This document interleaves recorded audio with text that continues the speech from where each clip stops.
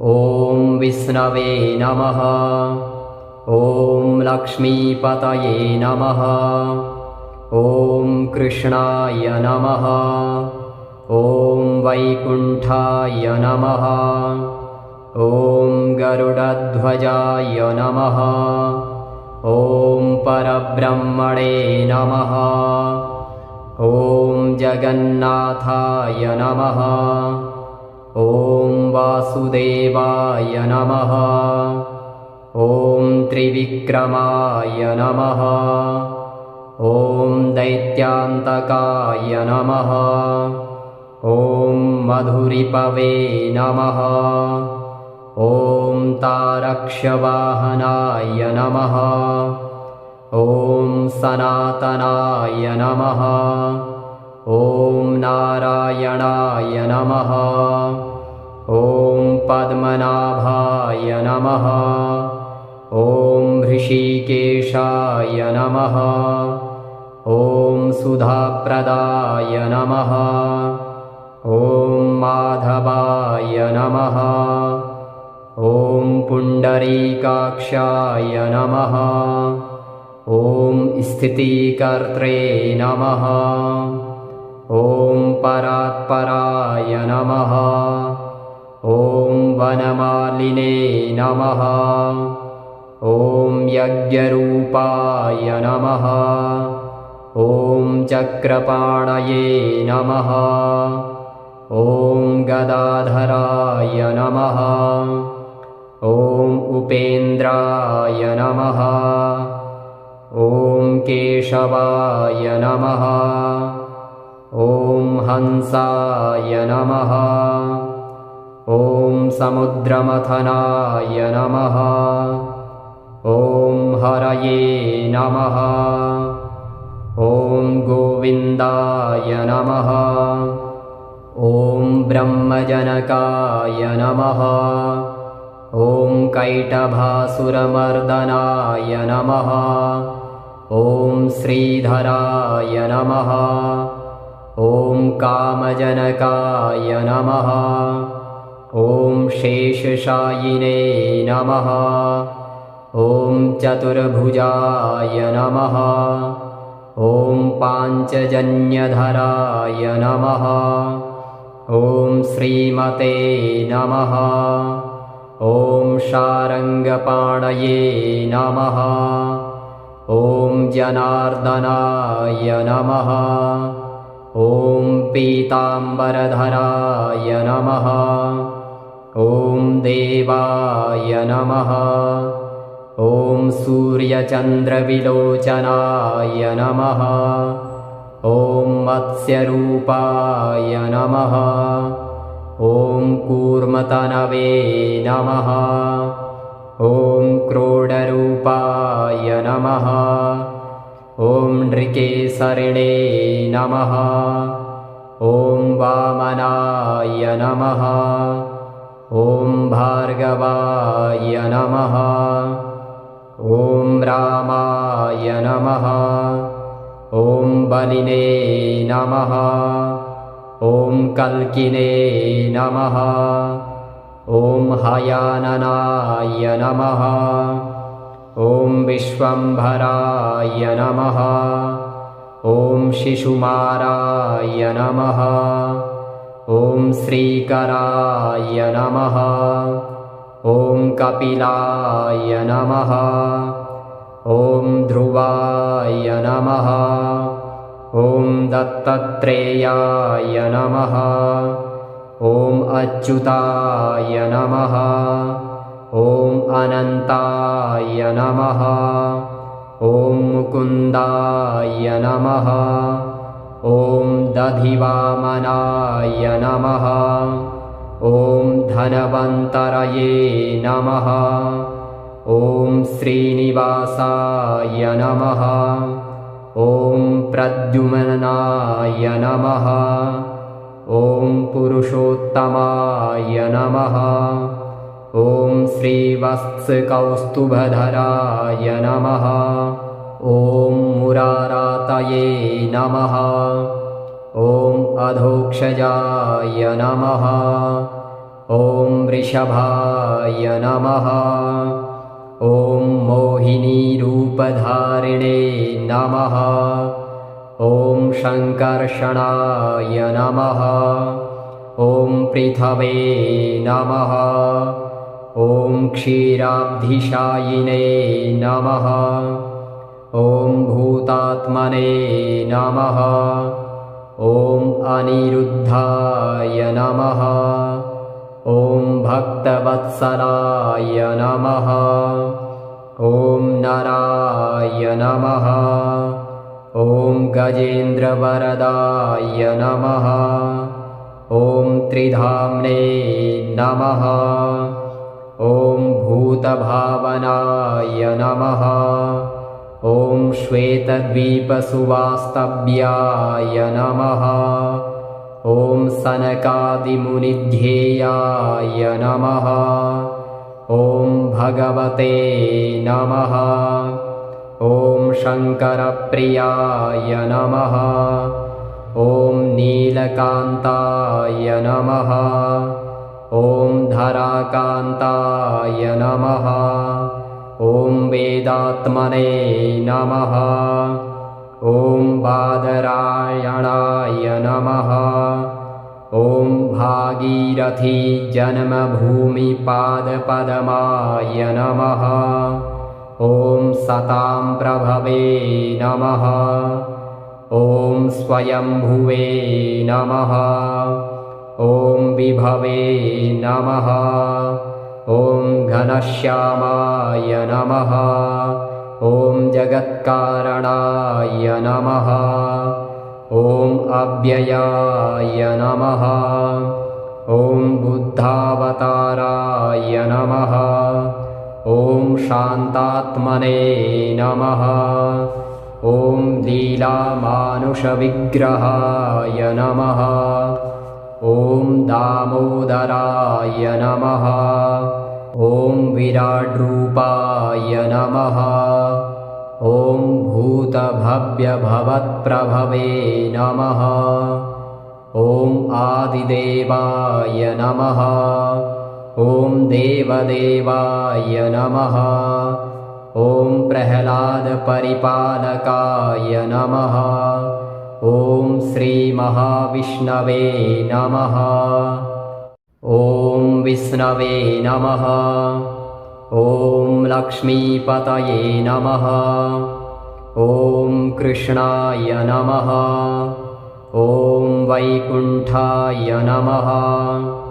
ॐ गरुडध्वजाय नमः। ॐ परब्रह्मणे नमः। ॐ जगन्नाथाय नमः।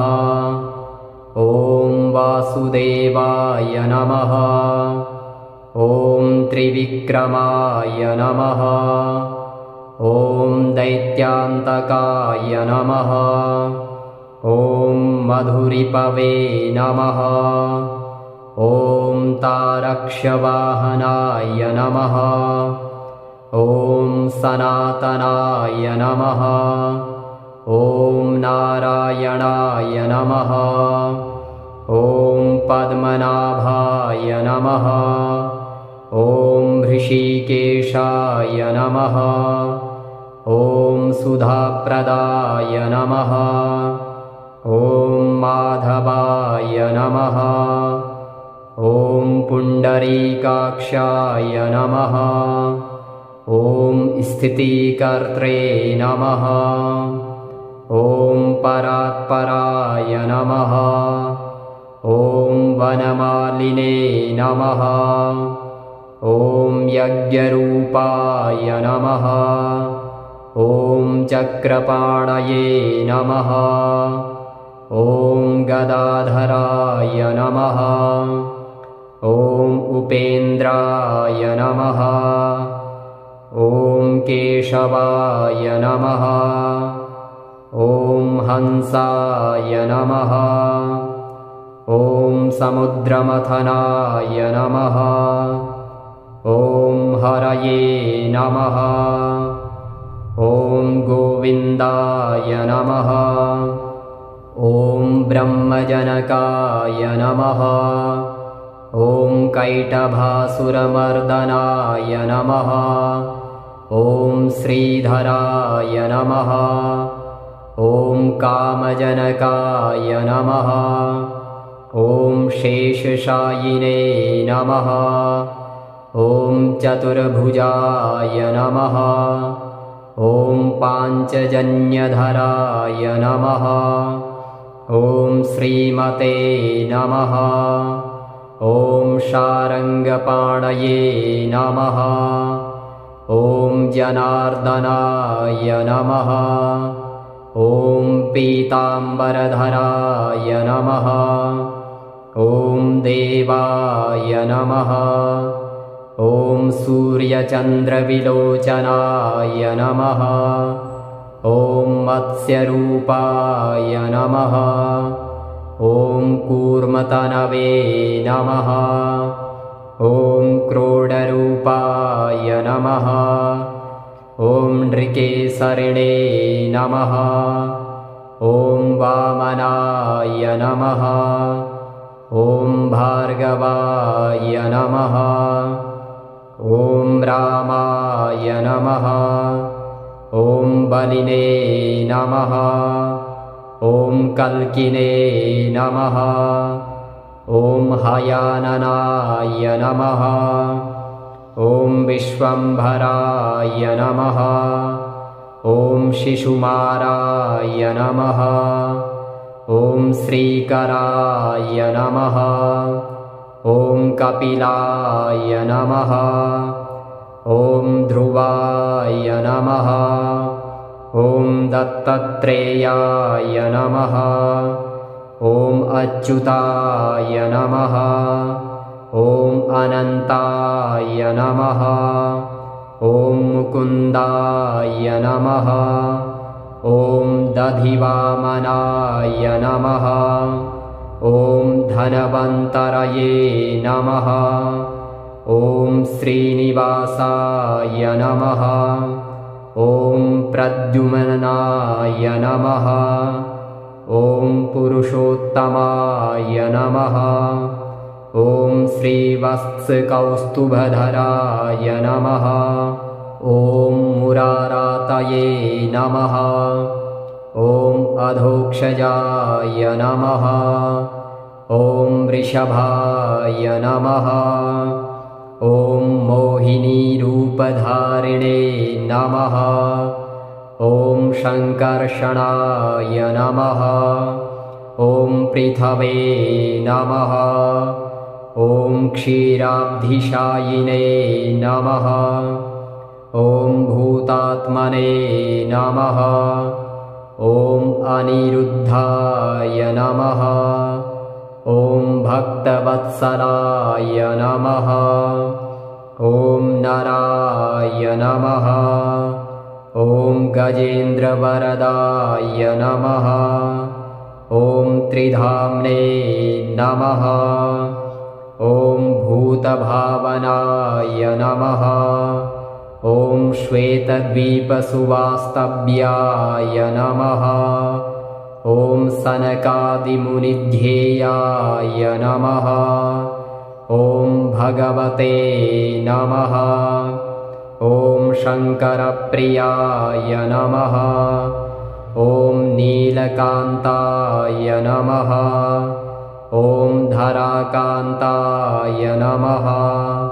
ॐ वेदात्मने नमः। ॐ बादरायणाय नमः। ॐ भागीरथी जन्मभूमिपादपद्माय नमः। ॐ सतां प्रभवे नमः। ॐ स्वयंभुवे नमः। ॐ विभवे नमः। ॐ घनश्यामाय नमः। ॐ जगत्कारणाय नमः। ॐ अव्ययाय नमः। ॐ बुद्धावताराय नमः। ॐ शान्तात्मने नमः। ॐ लीलामानुषविग्रहाय नमः।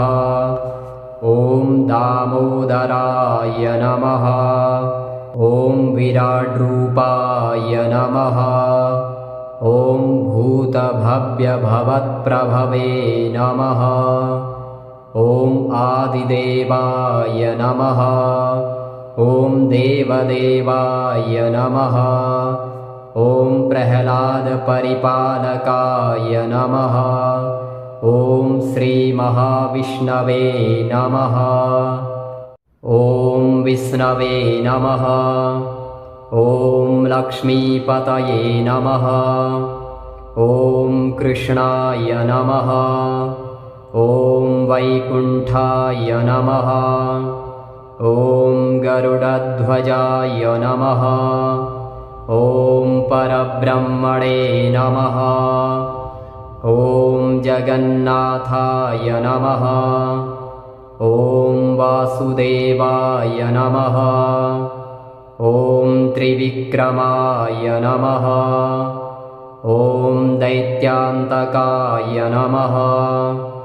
ॐ मधुरिपवे नमः। ॐ तारक्षवाहनाय नमः। ॐ सनातनाय नमः। ॐ नारायणाय नमः।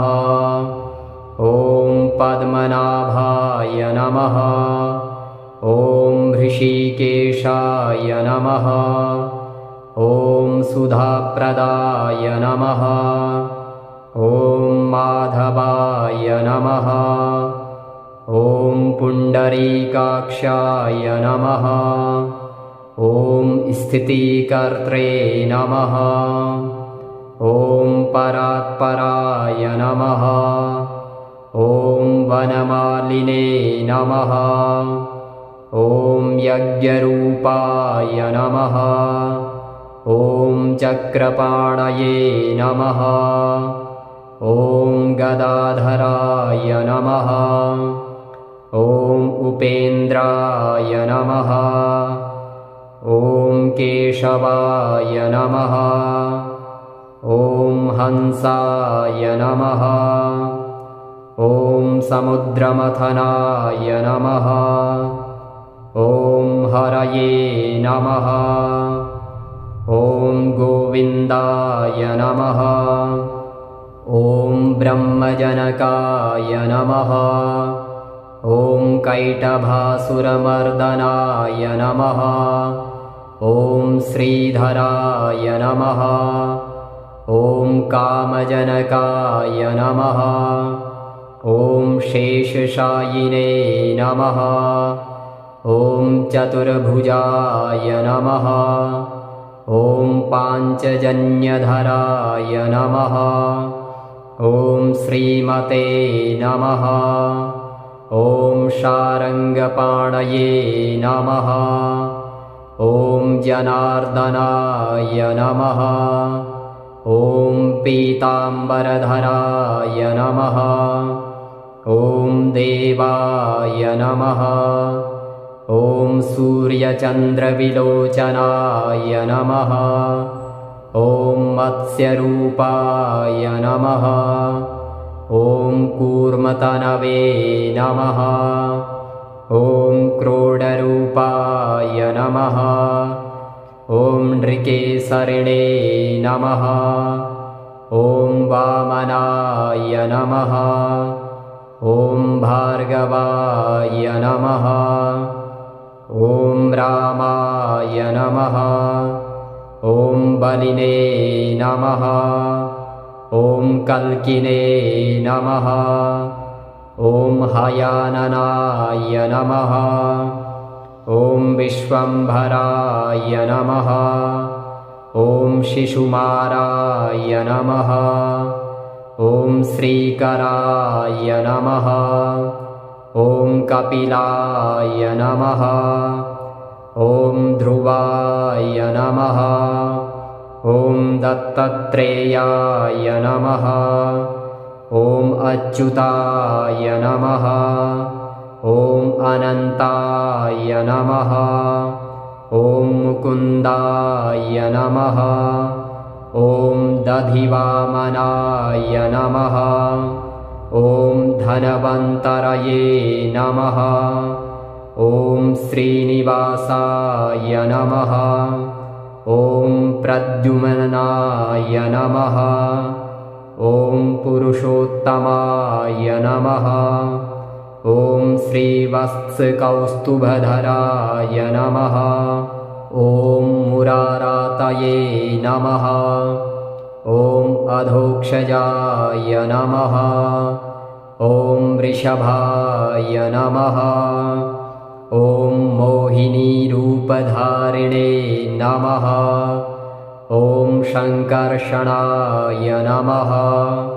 ॐ पृथवे नमः। ॐ क्षीराब्धिशायिने नमः। ॐ भूतात्मने नमः। ॐ अनिरुद्धाय नमः। ॐ भक्तवत्सलाय नमः। ॐ नराय नमः। ॐ गजेन्द्रवरदाय नमः। ॐ त्रिधाम्ने नमः। ॐ भूतभावनाय नमः। ॐ श्वेतद्वीपसुवास्तव्याय नमः। ॐ सनकादिमुनिध्येयाय नमः।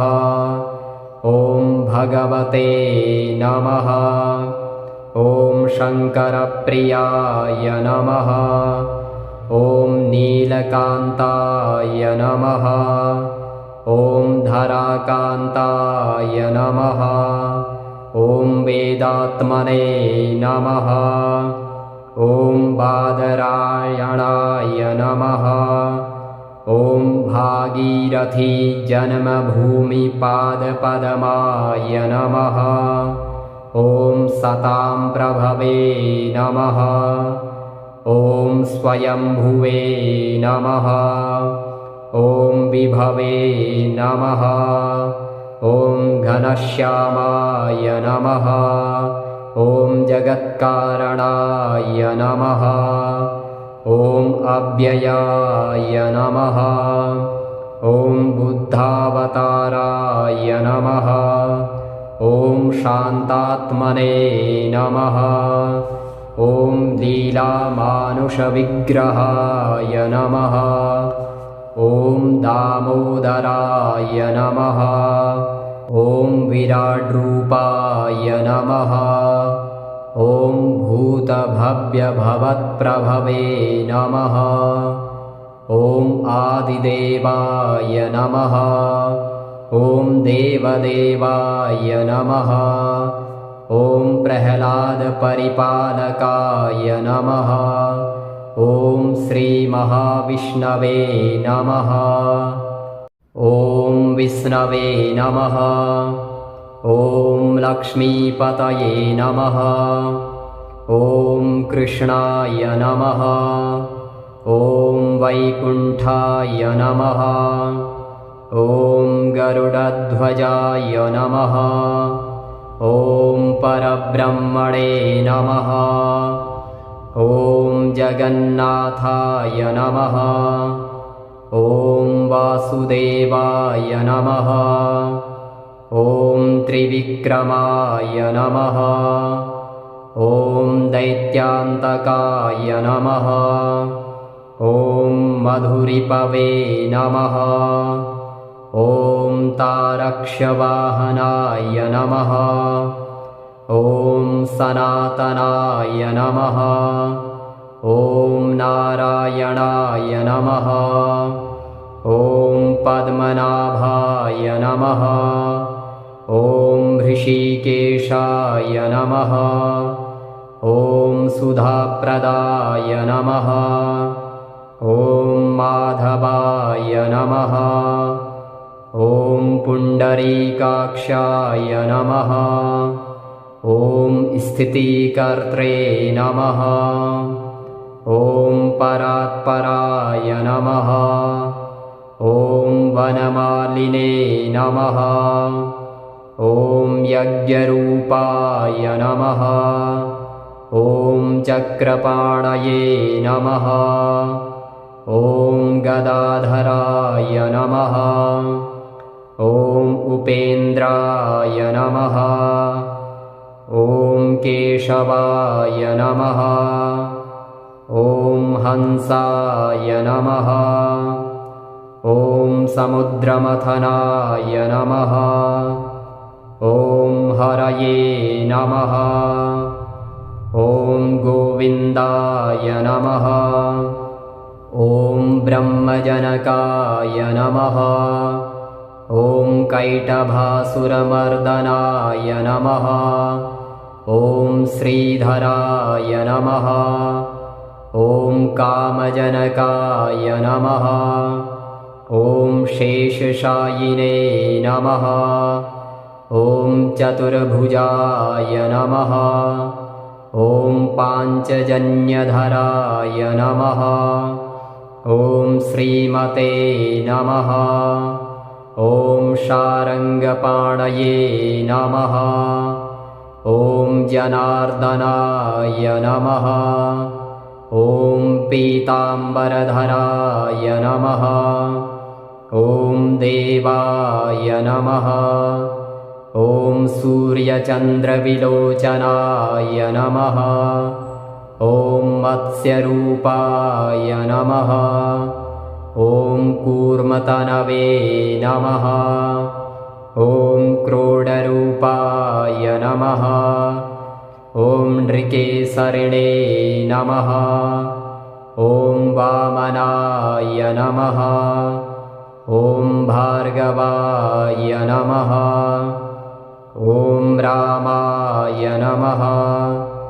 ॐ बलिने नमः। ॐ कल्किने नमः। ॐ हयाननाय नमः। ॐ विश्वम्भराय नमः। ॐ शिशुमाराय नमः। ॐ श्रीकराय नमः।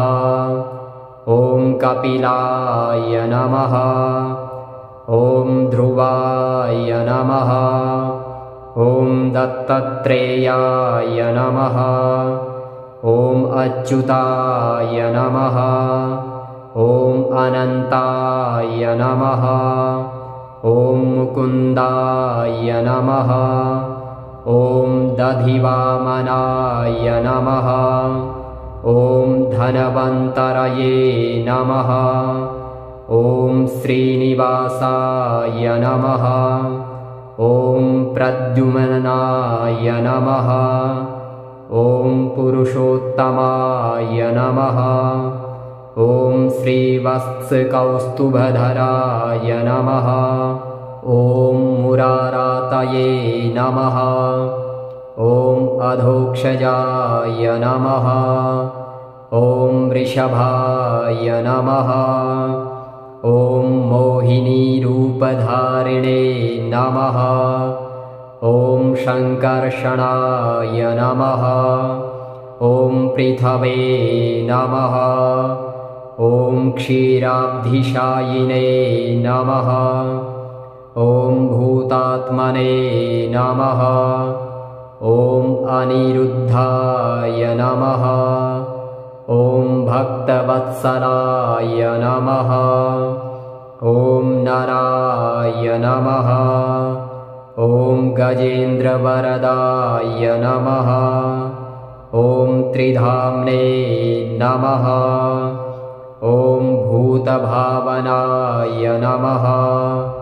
ॐ श्वेतद्वीपसुवास्तव्याय नमः। ॐ सनकादिमुनिध्येयाय नमः। ॐ भगवते नमः। ॐ शङ्करप्रियाय नमः। ॐ नीलकान्ताय नमः। ॐ धराकान्ताय नमः। ॐ वेदात्मने नमः। ॐ बादरायणाय नमः। ॐ भागीरथी जन्मभूमिपादपद्माय नमः। ॐ सतां प्रभवे नमः। ॐ स्वयंभुवे नमः। ॐ विभवे नमः। ॐ घनश्यामाय नमः। ॐ जगत्कारणाय नमः। ॐ अव्ययाय नमः। ॐ बुद्धावताराय नमः। ॐ शान्तात्मने नमः। ॐ लीलामानुषविग्रहाय नमः। ॐ दामोदराय नमः। ॐ विराड्रूपाय नमः। ॐ भूतभव्यभवत्प्रभवे नमः। ॐ आदिदेवाय नमः। ॐ देवदेवाय नमः। ॐ प्रह्लादपरिपालकाय नमः।